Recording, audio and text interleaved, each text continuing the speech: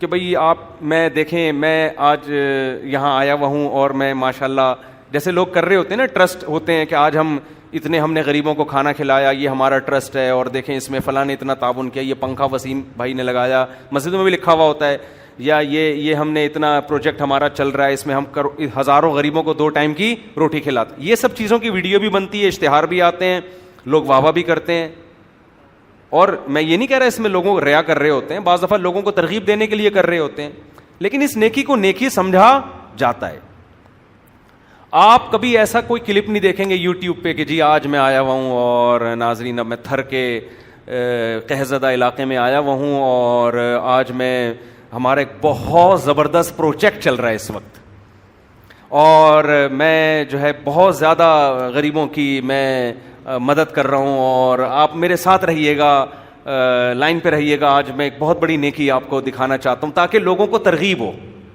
لوگ ایک دم جوش میں آئیں گے، پتہ نہیں اب یہ دیکھ کا ڈھکن کھلے گا یا بلینک چیک غریبوں میں بانٹنا شروع کرے گا، کیا ہوگا ہے بھائی. آپ نے کیا کیا؟ آدھی کھجور کہیں پڑی، چھوارا پڑا ہوا تھا، چھوارا نا وہ بھی کہیں سے شادی میں ملا تھا آپ کو، بٹرے ہوتے ہیں نا تو ایک نیچے پڑا ہوا تھا، آپ اٹھا کے لے آئے. تو آپ نے کیا کیا؟ وہ آدھا چھوارا کاٹا اور ایک غریب کو ہاتھ میں پکڑا دی اور کہا کہ ہمارے ساتھ رہیے گا اس نیکی میں. کیا خیال ہے؟ لوگ بولیں گے کیا کر رہا ہے بھائی تو، یہ کون سا تیر مار دیا. تو آپ کی نظر میں، قوم کی نظر میں یہ نیکی نہیں ہے. لیکن نبی صلی اللہ علیہ وسلم نے فرمایا کہ تم خود غریب ہو نا، نہیں صدقہ کر سکتے، کوئی بات نہیں، پبلک کو مت دیکھو، آدھا کھجور کاٹ کے کسی غریب کو، کیونکہ جب خود بھوک لگ رہی ہوتی ہے آدھا کھجور دینا آسان نہیں ہوتا، بہت مشکل کام ہے. بچے آئس کریموں پہ لڑتے ہیں کہ نہیں لڑتے؟ ٹافیوں پہ لڑتے ہیں کہ نہیں لڑتے؟ لڑ رہے ہوتے ہیں کیونکہ اپنا پیٹ کاٹ کے دوسرے کو دینا مشکل.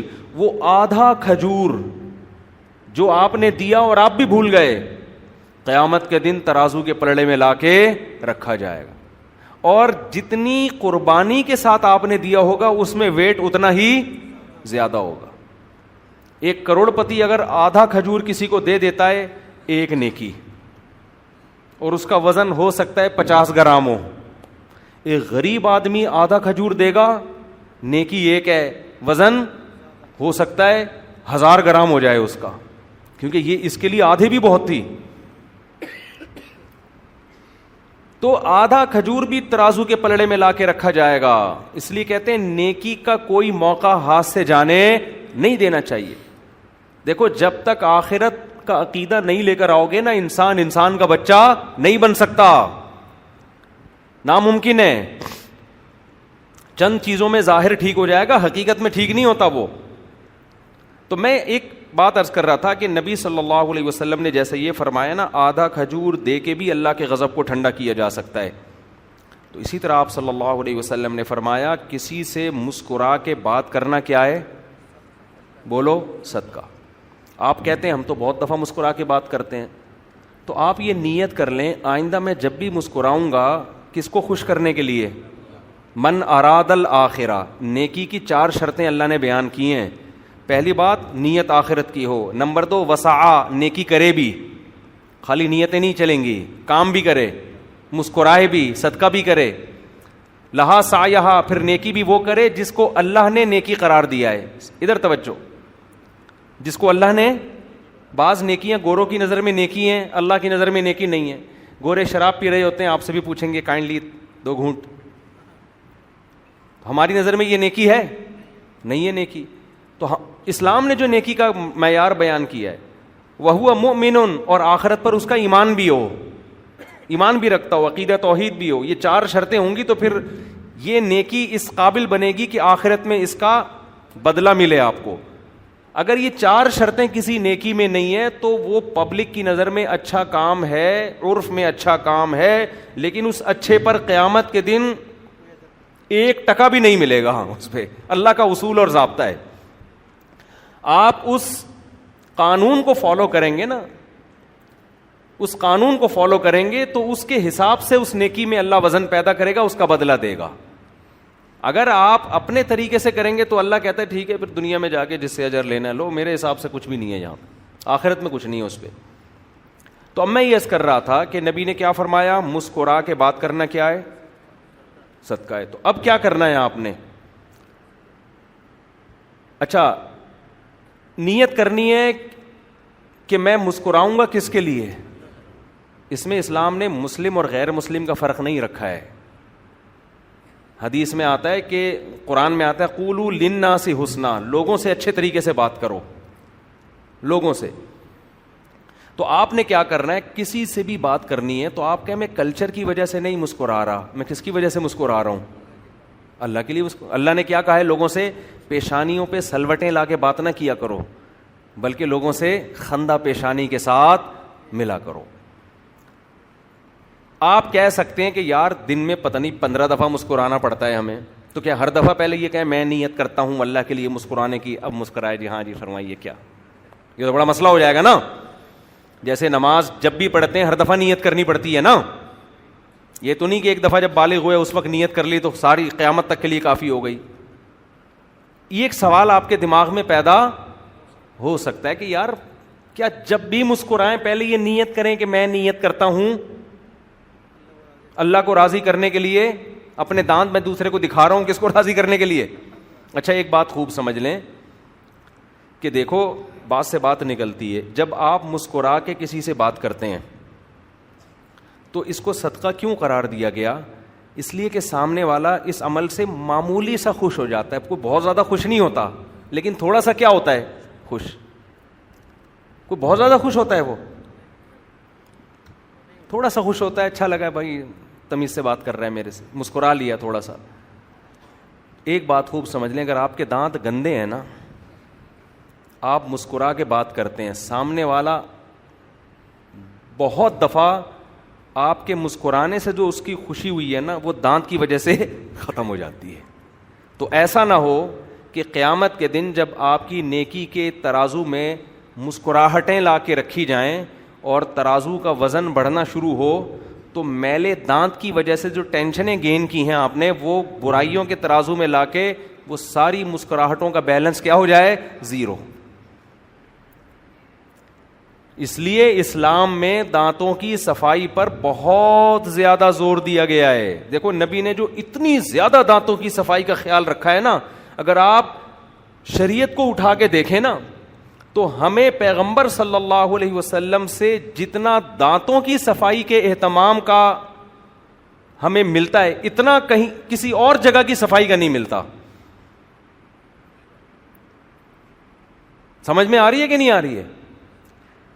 یعنی جتنا ہمیں رسول اللہ صلی اللہ علیہ وسلم کی سیرت میں ملتا ہے نا، آپ صلی اللہ علیہ وسلم اپنے گھٹنے بھی صاف کیا کرتے تھے، حکم دیا آپ صلی اللہ علیہ وسلم نے کہ جب غسل کرو تو یہ جو براجم ہیں، جوڑ ہیں، ان کو اچھی طرح صاف کرو، ان پہ میل جمع ہوا ہوتا ہے.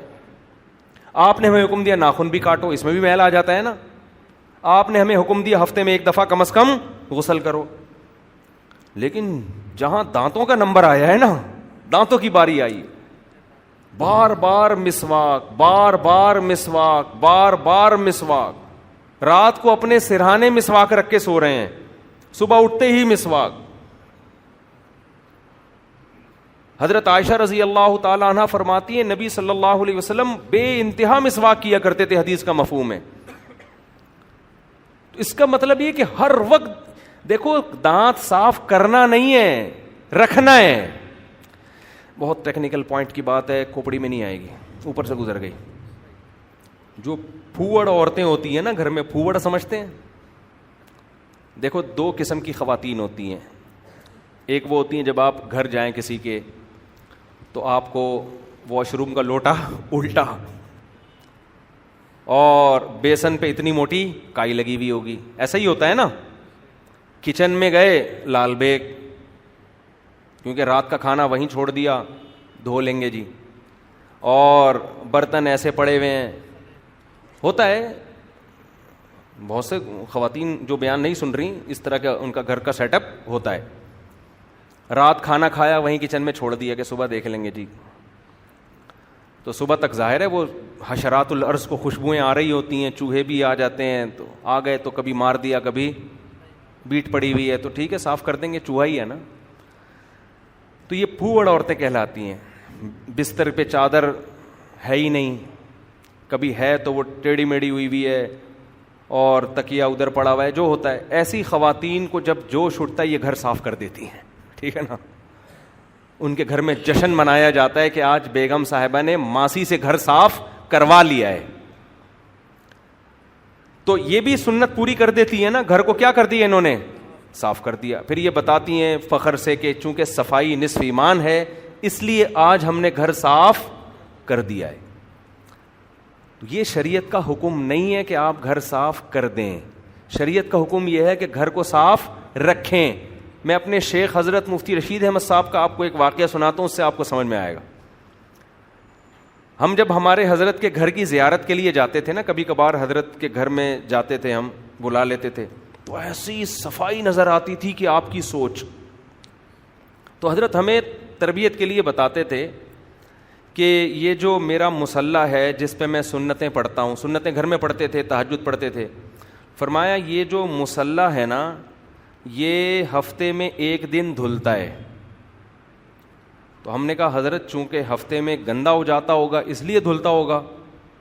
حضرت نے فرمایا نہیں, آپ اگر اس کو ایک ہفتے کے بعد آ کے دیکھیں گے تو یہ ذرا بھی میلا بولو نہیں ہوتا. تو پھر دھلتا کیوں ہے؟ فرمایا اس لیے دھلتا ہے کہ میلا نہ ہو. نہیں آئی بات سمجھ میں؟ کیونکہ ایک ہفتے کے بعد اب یہ خطرہ ہوتا ہے کہ اب اگر نہ دھویا تو یہ میلا ہو جائے گا. تو جب میل دیکھ لیا تو میل تو آ گیا نا گھر میں, تو چیزیں دھلتی ہیں میلی ہونے سے پہلے. کھوپڑی میں آ رہی ہے بات؟ حضرت فرماتے تھے ہمارے جو بستروں کی چادر ہے یہ اتنے دن میں دھلتی ہے. تو کیا میلی ہو جاتی؟ کہا نہیں میلی نہیں ہوتی, میلی ہونے سے پہلے. فرمایا میرے کپڑے اتنی دن میں دھلتے ہیں, میلے ہو جاتے ہیں کیونکہ ہم نے 8 سال میں اپنے شیخ کے کپڑوں پہ کبھی ایک مکھی کے بیٹ کا نشان نہیں دیکھا میں نے. سمجھ رہے ہیں نا؟ ٹھیک ہے مزدور طبقہ اس پہ عمل نہیں کر سکتا, لیکن میں ایک سوچ بتا رہا ہوں. اب مزدور تو بیچارہ وہ تو پاگل ہو جائے گا نا, اس کو اتنا مکلف نہیں بنایا شریعت نے. آپ کا ایک لائف اسٹائل بھی ہوتا ہے. جو فوجی بیچارے پہاڑوں میں مٹی میں ریگستانوں میں پڑے ہوئے ہیں, وہ کیا صبح شام پتلون ہی دھوتے رہیں گے بیٹھ کے؟ کیا وہ تو ایک مجبوری ہے نا. تو لیکن جو بچ سکتا ہے, میں نے کبھی حالانکہ بالکل وائٹ کپڑے پہنتے تھے, بالکل وائٹ, اور چلے پاؤں کے تلوے میں کبھی اتنی سی مٹی کا نشان نہیں دیکھا ان کے پاؤں پہ. سمجھ رہے کہ نہیں سمجھ رہے؟ ایسے ناخن ایسے صاف